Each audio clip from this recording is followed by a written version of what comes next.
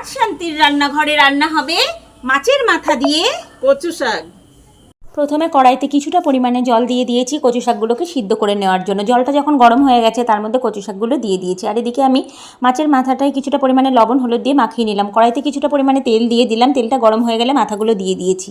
আর এদিকে দেখো বন্ধুরা, সমস্ত উপকরণ তৈরি করে নিয়েছি। মাছের মাথাগুলো ভাজা হয়ে গেছে, একটা পাত্রে তুলে নিলাম।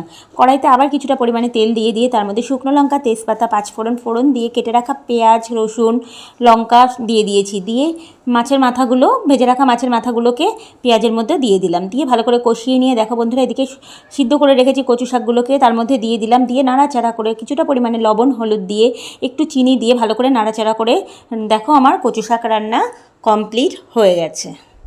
বন্ধুরা, আমাদের ইলিশ মাছের মাথা দিয়ে কচু শাক রান্না হয়ে গেছে।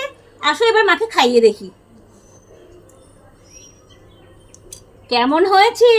খুব সুন্দর।